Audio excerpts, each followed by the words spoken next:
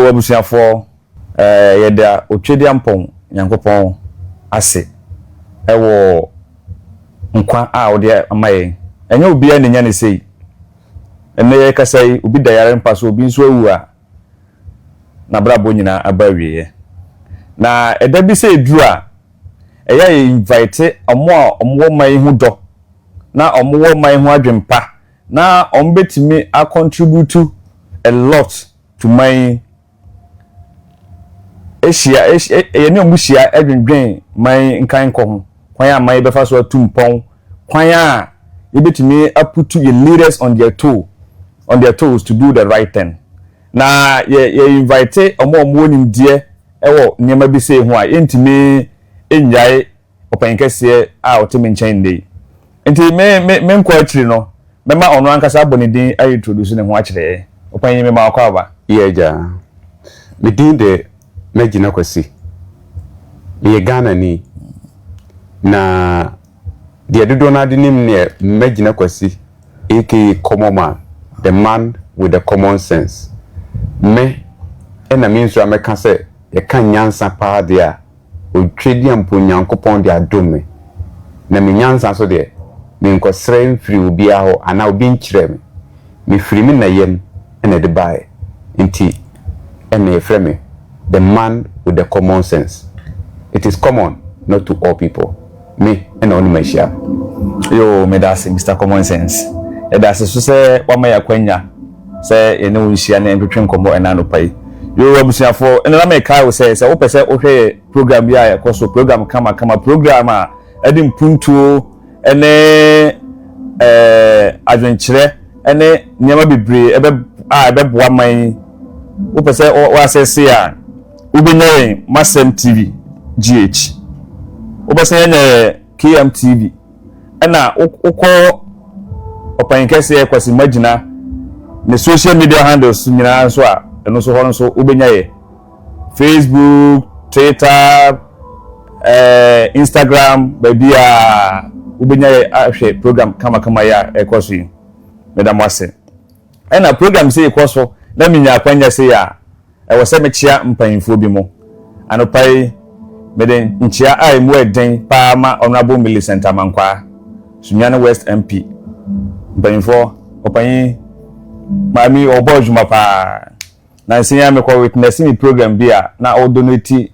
300 light poles and bulbs edema the community no anso wa obaye obeto empty assembly common fund at least kakra obenya no or their resources yomo constituency omo fund so na hwinim eno so wa resources yomo kakra o ye adwuma pa nkrai treasure see da bia na oma every candidate 100 cedis student every invigilator 100 cedis sorry okay. Every invigilator 100 cedis o ye adwuma na mfiwa meko STU accountancy department computers accounting level 200 class me course mate fu nyina me boma baso ne adwumaden a moye no wo ho na me bom me course mate abaso a me ntimi entwa somebody like oxygen ene diombo ngofo we ye ngofo a they are really contributing a lot to the development of STU and eba me side nso a omonne me we are very close. We do everything together. Nyamishira mo ewo angotoso a monya ewo yemu. Nulia we there I say what distance on ka create NDC ho yet go prior to election e hwe activeness na woni ema na I say yemhu sa biem. William da say me gidi say sa na wadwen ye wo ana bibiri na adwen eye omusa na entisa se ne omuhunu no if you say masesa kwan ya mefa so esi ye menema efri brebi etwemu ene nei brebi etwemu no na menema meye no na is more na I say of public meye ma amanfo nyina ehu na sesi masesa Magyina ene manamontu edefa kwan a mefa so eye mama nyosem and nipa bia wote wiase na se unyini na uko baby a we need to sit down and do analysis be assess na wa hwe adwumadie bi a me di biribi atwam esunsunsan so no say ho impact ni say nipa response and say it is a ne minia pani ana minia be ma watimi abusam say e kire say de na me ye biribi atwam no na it was impacting on many Ghanaians a positive into the lives. But then the masafa strategy masafa no and also your of all good edema the followers or more na omutie me biribi atwam ebe ya say ebia na biribi atwam na otemenka efa afutu sembi ana afa asembi free mensem amekam nanso binim say mpanin say so ba e kere adwaya enkire say sebi odi agro nimum usiesie no huyi nanti min distance me ho free party nim afutu kasa kire adwenkire bia esefata say meso mitimi inputi wo kwan bi so de ma party mpanimfo megidi ye say impo national chairman general secretary even to the level as a president krano I think say you move be you try your best and they are taking it meet me kata wa fan idea but obit me afa some of my contributions are Mr. Medeba no de boa party no nti enya de ma distance me ho me guso meye nti obi wo ho na say odwin sa be sre ne say won fa na on ma na koma enye de entoniem na ye be koso asom o man no ena afi party no if you say o man ni wa MPP ni ho o man ni wa NDC ni ho o man ni wa mini ho so ti ase enna mo man so ena memeteo enna man so ena eteo nti ade bia wo be ye memeye no e wo se di ka dwen o man ho kame na ma dwen sa niam no adwen abesi party no na me kan say NDC fo bi suyan de afri de to wo mo 2016 I think say they are the best alternative for this country if only they will adhere to the past esia na be correct mistakes and now be to manamo yi amanema ko yi I think say Ghana for based on 2024 election I think say things are very clear for them but MPP so na so I think say Magyina Kwasi afọ se ombetena se na omahwe ase na omuhu kwan ambefa so a ombebobo am no ma no ayeden ahihye omnema nti lessons has to be taken. Okay, but I say open kese na nyina yenim say me de yenim say somebody like me yenim say we are outspoken person at the NDC we will be a NDC wo position na obo aban na awo so na achipa. And this is say a question and person bisa one say why you ready say we begina wasem so abo aban ya wa wankasa waban begina wasem so abo nachi in case of omoko wronga. Yes, Collins sasema obu say yenyansa sem bisa ye pa megidi say it is a follow up question to the mekan say me do man no me I was criticizing MPP not for the sake say na me NDC ni keke and am NDC ni intra me wo na me criticize on say ne be ya ade a etene na be boa ma o man no afa ne ntampa efra in the same vein say NDC a o maba aban mu so wo mo so antimi anya ade a ebetimi ama Ghana for ho ahenha o mo a I bet you I still stand by my point. I will criticize them. Ubekaya, just recently, yenuya anaminia kuma semijemfi. Oko ye adoyebi. Ede me brunsemi. Mi Patricia. Eke konfo dream di mame. Ne oso ye sofo mame. O siro bia de na obia mana de na o de camera esi so me ka kire me kan me o call me page on them I criticize Samijamfi and many people misconstrued my point.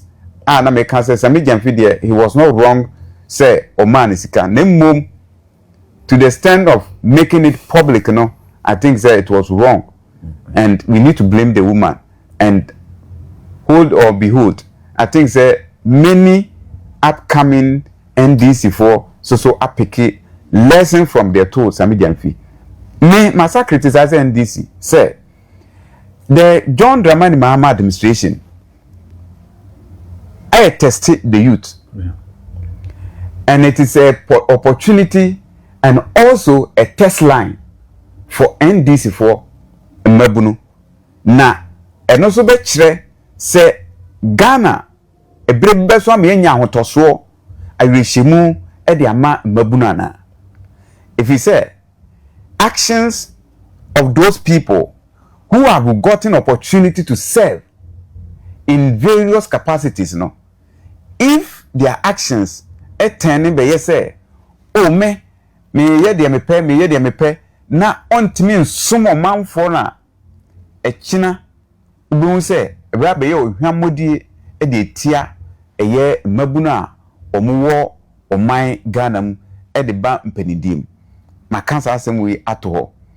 And ebio me come as me can send tie nti send you can I will not change. I will keep on criticizing, addressing the issue the way it is, not to benefit my interest, no more to benefit the Ghanaian. Do not describe ordinary, but in Constitution, 1992 Constitution, there is nowhere I have described Ghana ni baby say or ordinary. When you know Ghana for John Mama is special than me. Akufo-Addo was not special than me when he was president. We are all equal before the law. Semi age. Nkwana ya dey be bit me ama John Mama are different from me. Apart from that, when you unique person than me. So what I say, into every Ghanaian deserve to be treated fairly and equally, devoid of your political angle. And not there, me, I beg to tell you, say, Obi was arguing there. I am there to speak the truth. And meaning say, if you say, I mean, because I say, I'm interested what you for and what you for. So, person we are principle. O person we gina wa na mo so kanokura. The untruth people will fight against you. True. And it is not easy to declare your stance. Say, we per se, would dear, a dear yet tinning or backbone with the rule. Because Muhammad or commissioner efasa haunum. Because not all propagate positive message to the people to change from their wrongdoing. He got attacks. A year, Jesus Christ, Christian wise, he got attacks from the people. Let's come to our lives. A year, Kwame Nkrumah, he got attacks from the Ghanaian people, the very people he was trying to solve problem for. Nelson Mandela, and I quote this from Nelson Mandela said, and it has become part of me. I am building it to part of me. Say a quote, I'm a katamo, minyakura my minister quote no. Say, we are human beings, miti, mano, mensa, me kasa, mobite. But I did be a maye, and I'm be a me too.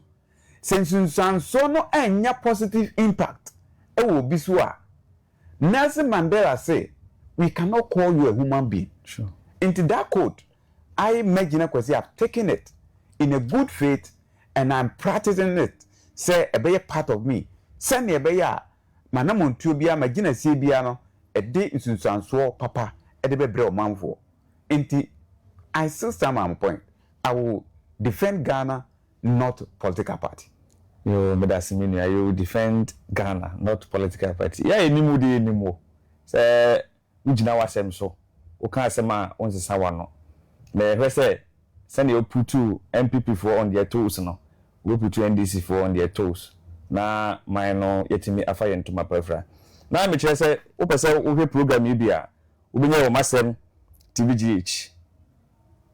KMTV and Kwasi Magyina, all the social media platforms of Kwasi Magyina. Madam Wasi Ebusia. Odiafa employment appointment side did na me bisa say so far who president appoint who mo say that say no government the yen fato ho a ete say obi a wonika na yamau taxi sure say adwuma no yes inne ya more position na sure me can say because in fact say defense minister adokofo na ntimi nante David ebi na ye commanding officer ma forces yeah ona da ma no oy ntimi nante wa anyare a ubenyini sure you will try to say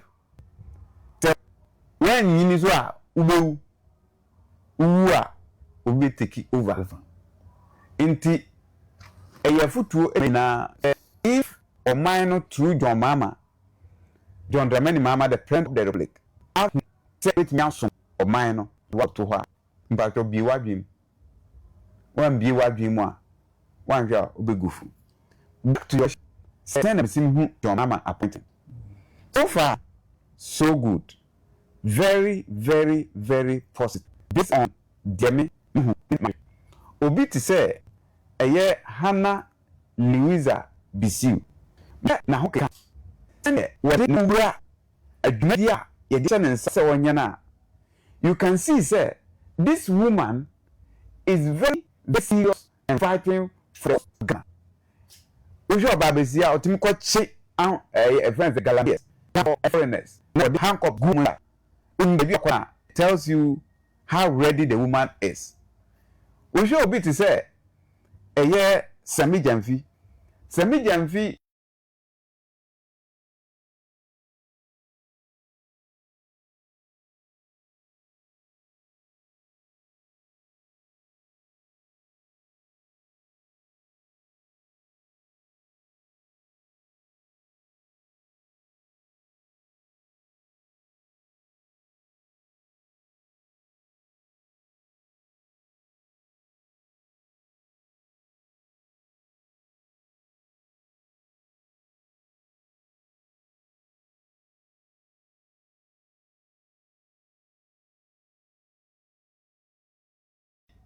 who share the contribution after being appointed as acting CEO and acting board for good board now. Who share the Gina na montri a wotu na it is very perfect and the result PMuba ama MPP former majority leader Oseche Mensa Bonsu applaud the NDC for instituting the gold board. That decision say NDC for Niagara, it is the savior of Ghana. And indeed, the city gaining strength now gaining it is as a result of some of these impact.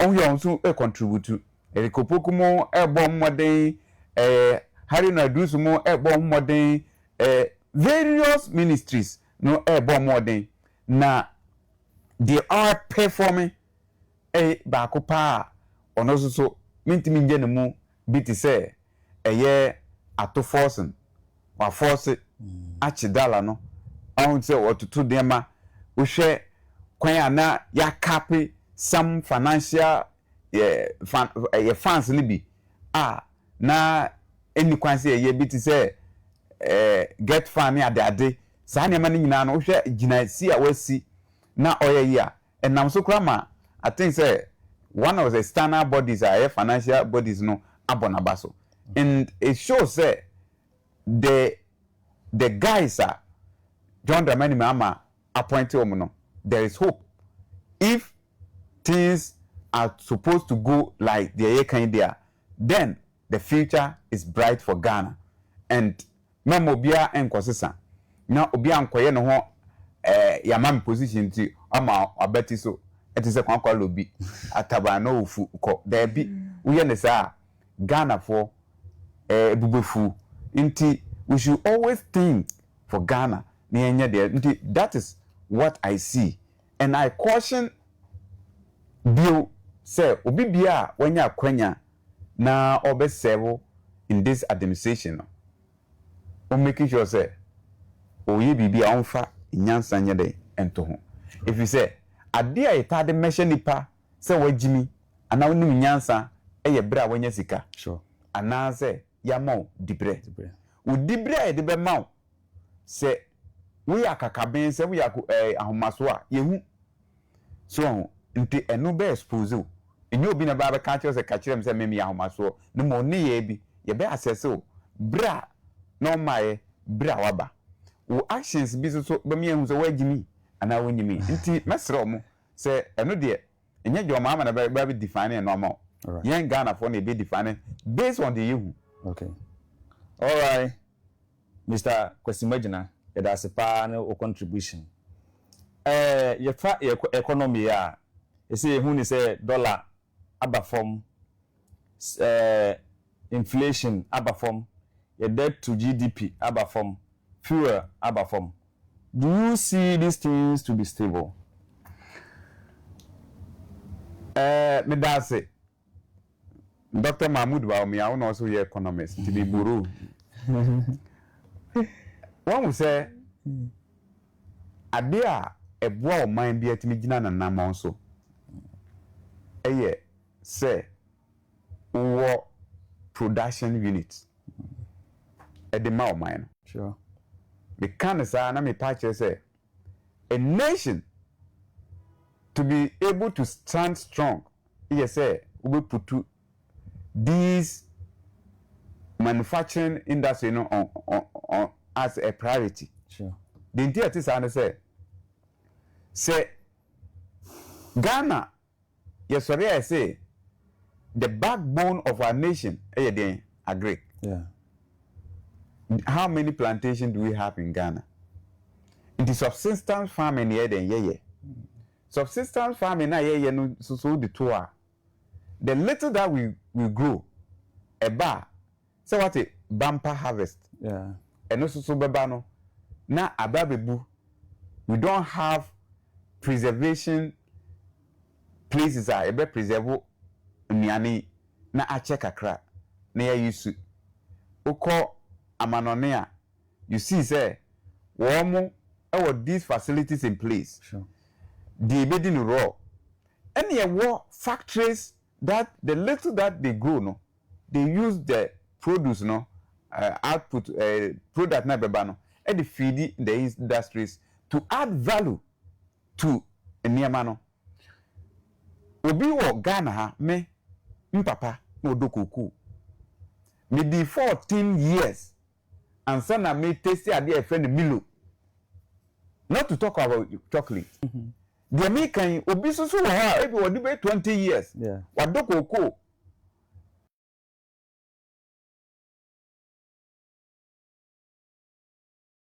to it cocoa beans no on ko see no wadrum no ababetitare you need to put it into your processing facility we processing now add value to it in the say we here bibisa no add value then you are doing what you are exporting when you are exporting they will use their their dollars their yen their pound their euro whatever currency no of their country no na omo dey den omo dey abe to onyama no na ama I boost to economy no so what you say into a basa na again emo no again into most of our problems are as our mind face omo say omo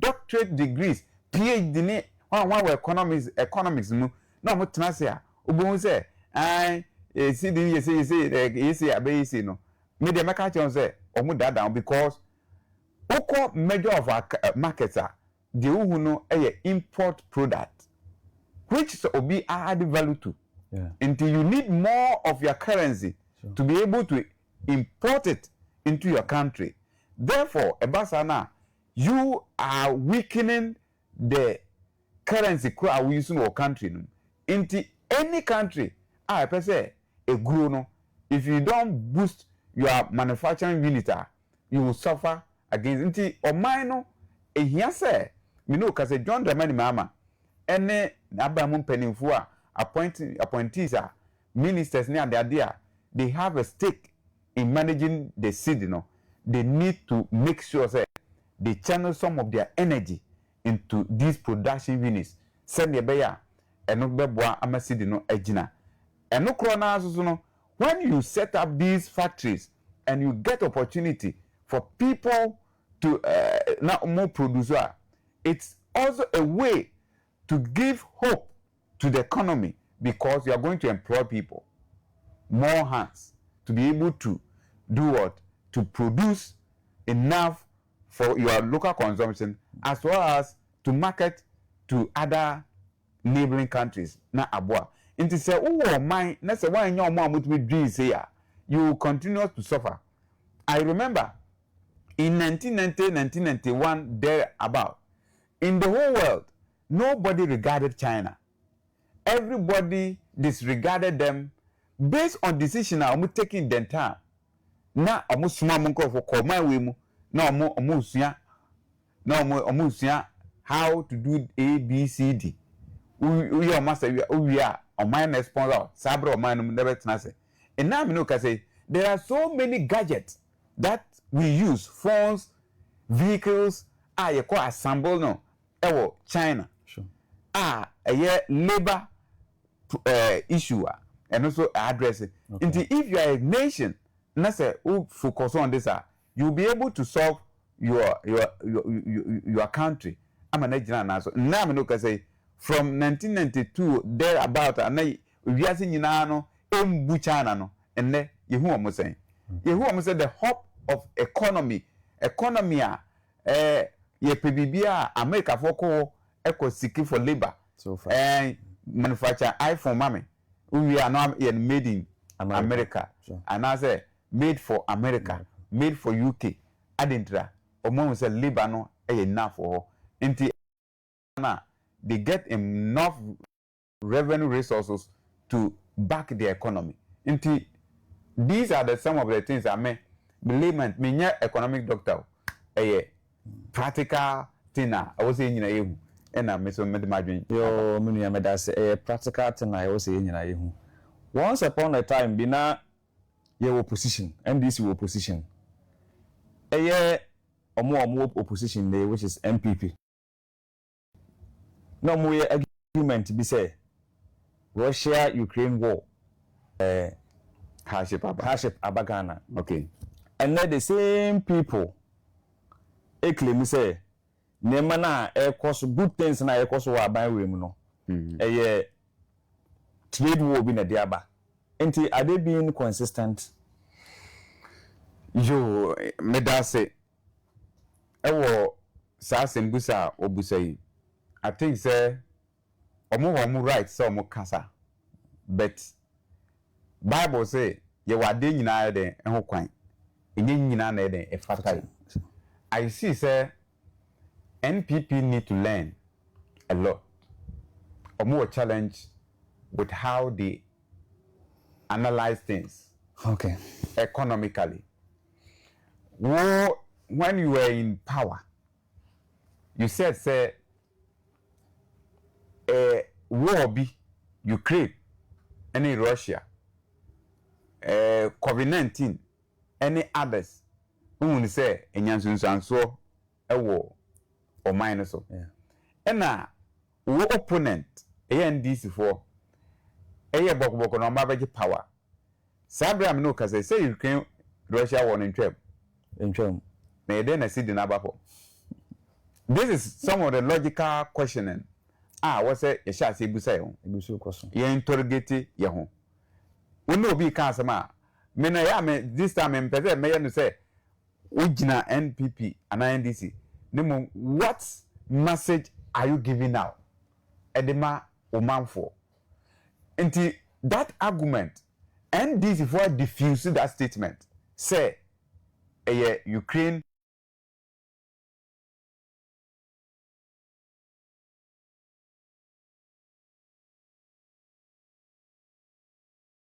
brɛ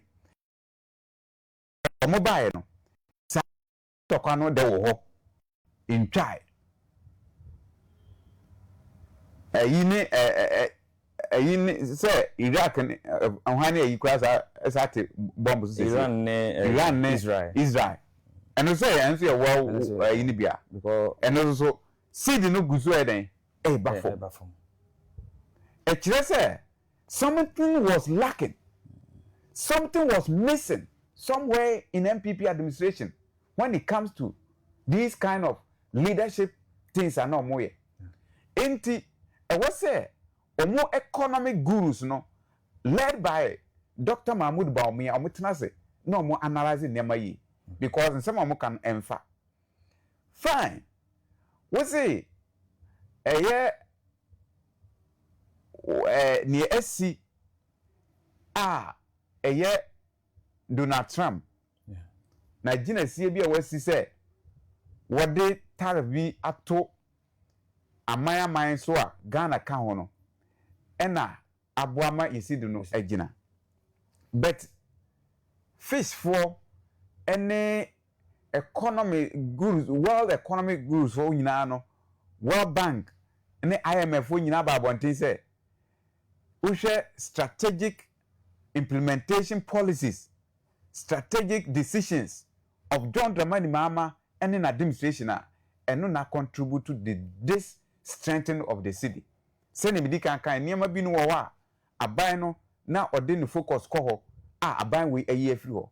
And if you are a government now to me spend a month 1.2 billion cedis say udi tua DSTV abra say sika no ebetimi aye a year program e dia ma obi ama ye man health facility with a quick equipment abetimi aye na was what hwe TV keke DSTV and other subscription TV stations no na utua eno kra nya o man nyina o president Jubilee House the Plaza House eno nko consume 1.2 billion cedis seriously 120,000 Ghana cedis. It is outrageous. It is abnormal. You cannot phantom this.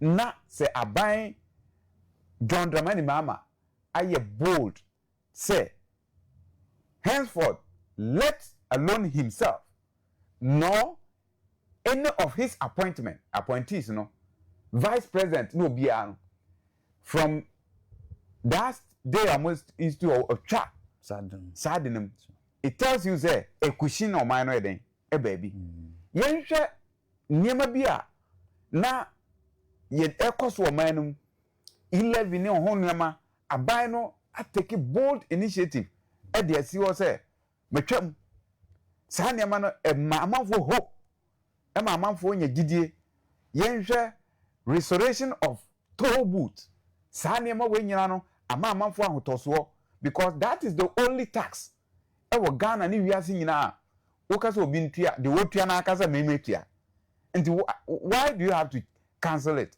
no the policy bia nipa ni nyina empo in your own government people was criticized against that but they were afraid to say it a bit is a 11 American sure na obiya against it no eno mo no so oyeyi into these things are bring hope and I think say the city ahode no you and me and fan attribute to other decision Donald Trump ateki based on the tariffs atoto iPhones and communicators of NDC need not to be responding to some of these allegations but rather they need to come out tell the Ghanaians se munya gidie overwhelmingly eto aba edema NDC sure. Na nsunsanso pa mo witness no eye A B C D enti na ma sa ne ma we enti musoso mu hu bibi na mo free se enkoyi a mon kanche na ntu ho na mon tentem na emoye enti if things continue to go by this na mo koso ya ubun se niema no beden ebekọ nanim enti decisions are papa aban no institute na amanabasa. Okay. Yeah, that's it. Minua. Na me ka say me koso aka say program e upe bia hwa obenya no wo Masem TBGH KMTV and all the social media handles of Appointees Kwasi Magyina. Yeah, the program by we no. Minua, e say who NDC party saying are they on the right path? Me da say once am abu say dey sun papa. Me de be futu. Wa wo hwe me. Wo fro ho NDC.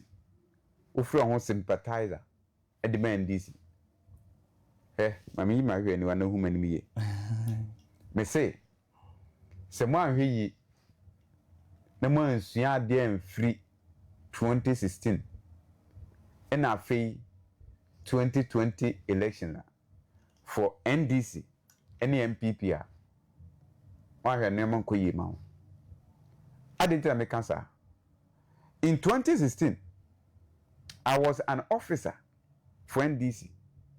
We saw some of the ahomaso arrogance of some of the appointees of NDC, which caused Ghanaians and I provoke you more, show more bufu, more say, more crofo ye betchrem. And anything at all about NDC, not because John Dramani Mama was not performing. Sure. When you talk of infrastructure, building of the economy, stabilizing the energy, Niamana, John Mama was doing well, but the appointees caused harm. Sure. Utu omufwa no muntie Mekai Solomon Kansa oba radio so radio BA ahomache no kuta fried rice ewe me hu baby omkoye fried rice no man me officer na me ye communication officer deputy me approach na me ni din komogran jamo no kwesi wona nka ono mi nkasa abrante edwin say ono ye national officer aba otika pin pop no onim ko wi akire no dia na toye large victory for MPP. After 2016, MPP forces by no almost ahomaso dwe ahantan dia na to 2020. Abanya otiso $1 million difference. Na nye 1 million 900 less than 1 million. Okay.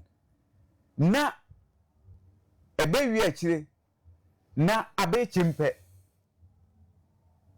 eho na nka wose MPP for etu omufo na eho na wose MPP for ya ka no kire omo me kire om party for but in these politics medical ka kire say obi bia obe na adwese obe ka no kire bia ne ye be taw na oye wadwese obe koso na so ya wo be kire unya benefit na amanfo pe no enti nipa bebre so say obe ka no kire me mfa say me ka no kire na manante form because me tiwe I am telling you enya ndis na hweme sure me bodwa na me ye no dey didi na me dey didi and me nya madwin say me ba be frɛ kuntunu wofa because enam kakra me pa winti ne mom de be bo ɔman no na me ye ho adwuma enti so far as I me pese Ghana for nya rehemu to aba edman NDC na nka be ye mpo a Ghana for a reject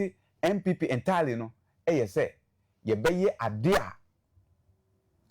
a edin sunsanso pa baba entimpani ka asem bi say ye ni ehia ansa na ye de fata obi wo hokra na wo ye ade a ehia mpo na abefata sure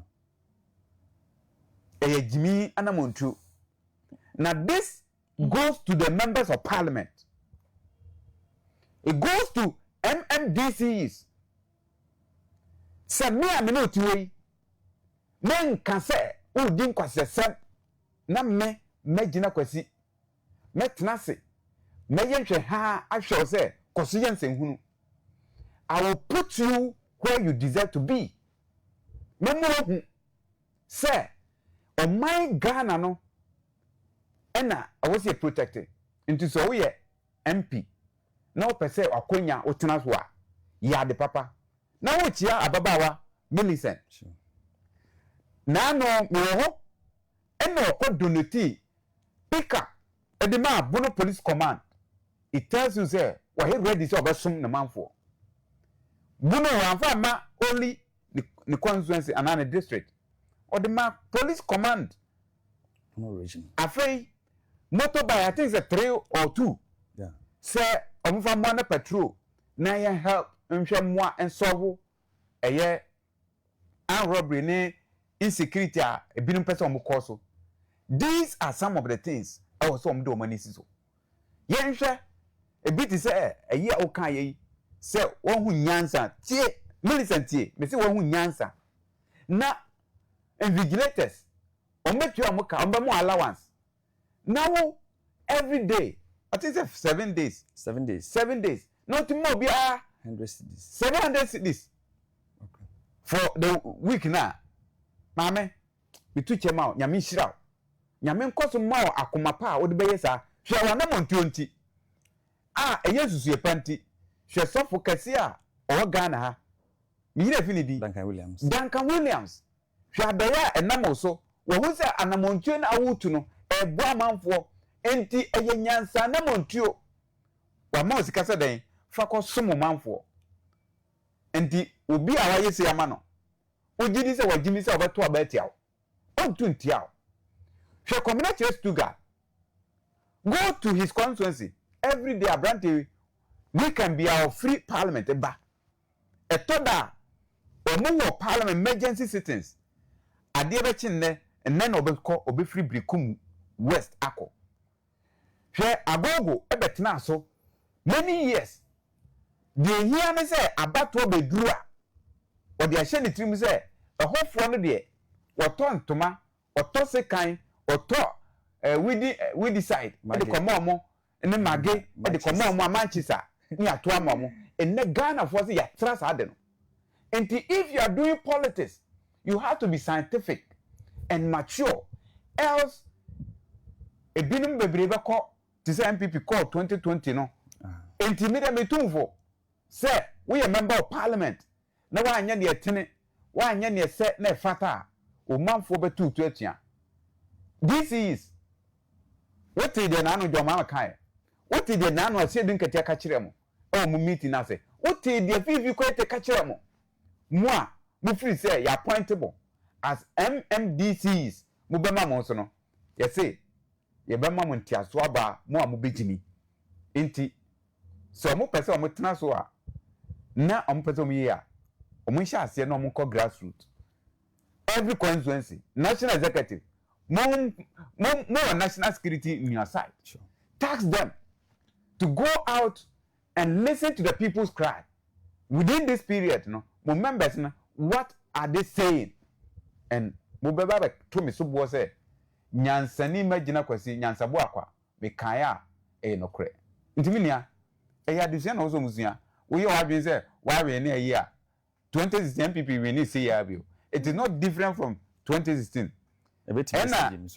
ena less na because omumfa no omumfa free 2020 results nice 2020 results no ena determine Ghana election yeah so ti ase nti omunja watimu akame no sure na fei ase din katia ka asem bi na asem wo se wo mu se NDC no bi ma hyase se me president abedi president abedi wontimi di president abra John Mama am perform sure tie nyansa o wontimi di president abra John Mama en succeed ye one seven right senka MPP for several Ghana for writer we were nowhere to get the power yeah almost some Ghana for send the Ghana for power Ghana for nyankwasi for say wasum ni yie na obejao akofo obi wufro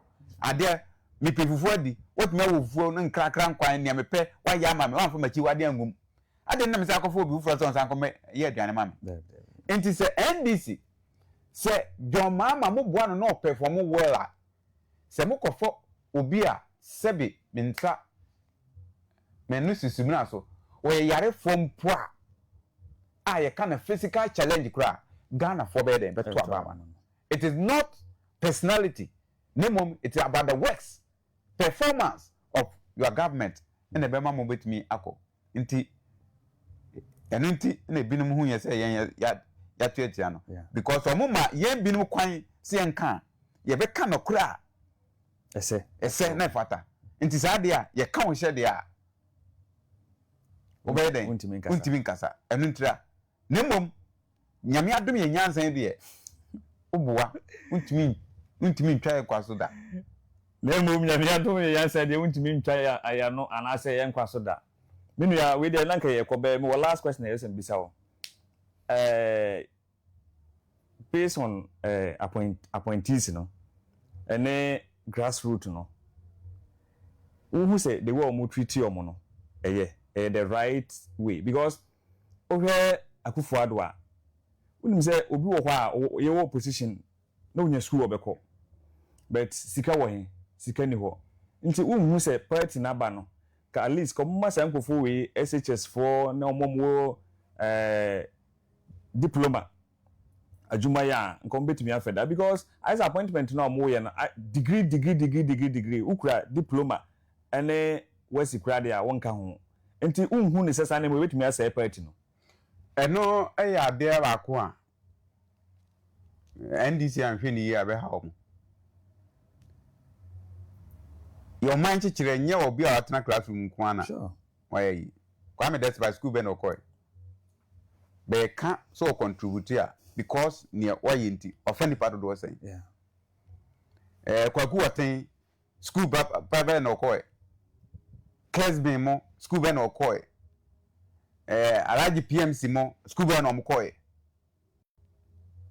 so ti asie sure but oma contribute omukofa okuta enti seme metie na ne me ka che we o kasa me kura masters enti min deserve say metimi ayeyi a what do you mean inyansanim did attempt the grassroots and the party need to sit up and look at it.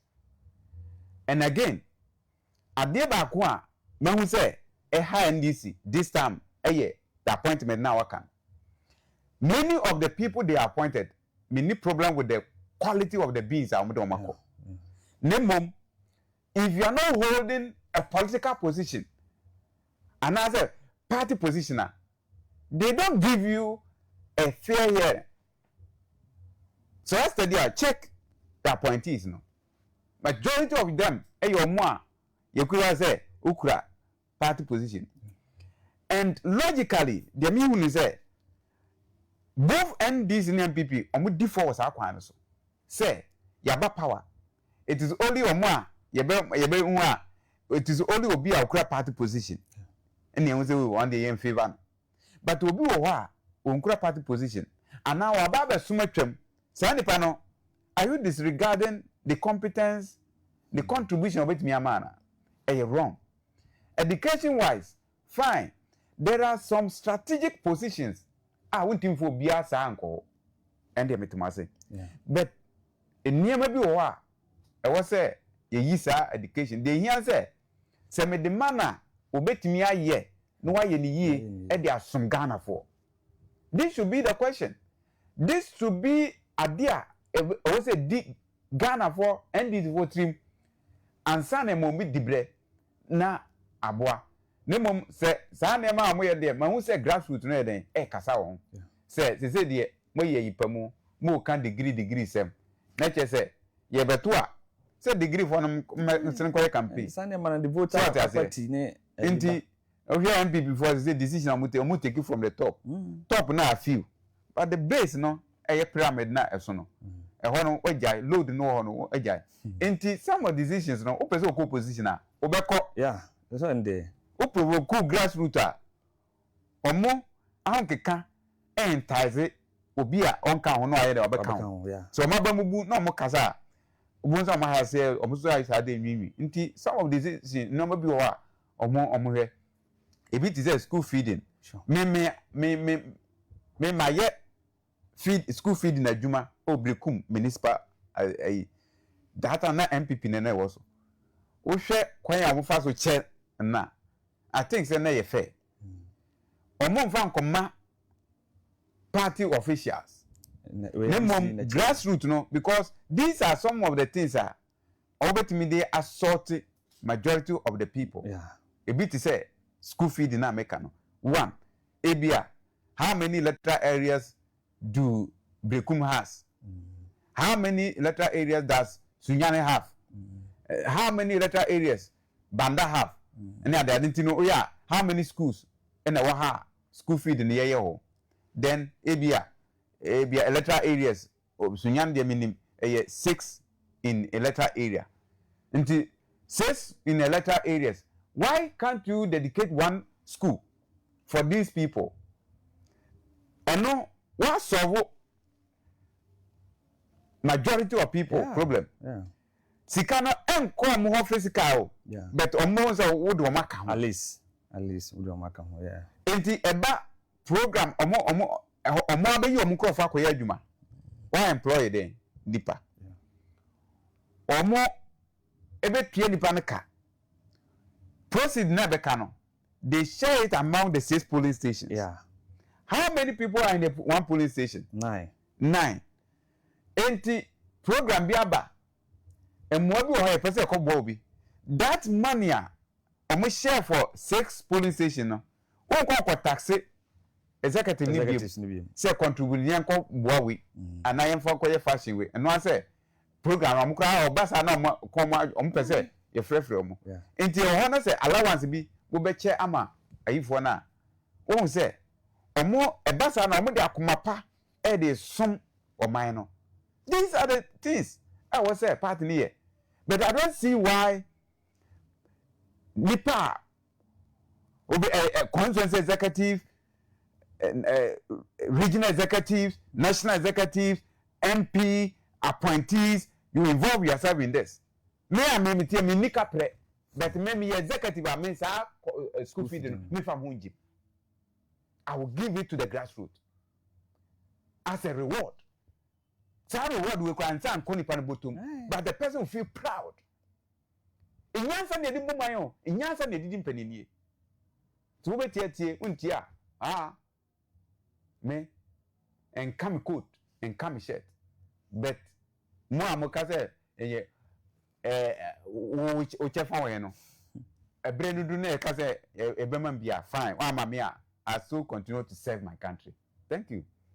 Yo abusiafo we de ye da obi bia say munya akwanya ehwe okwan kese da wase ne akwanya wo de amaye ne adekira ne odi akire me da sepa na me ka asem we Masem TV omo ye champion. Okay. We share machines amoa. He said only unhu say or TV station. Yeah. The studio is standard. Yeah. Omo cameras, omo setup superb. Omo bibia da kwam. Enti say adwuma ko bi say woni ne deal media wise a. Ahotoso ni mana.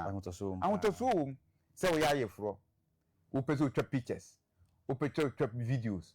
Wo pese ye event. Aye bibia official program. Say we Ghana Health Service one BB institution bia. They also have a man for margin son.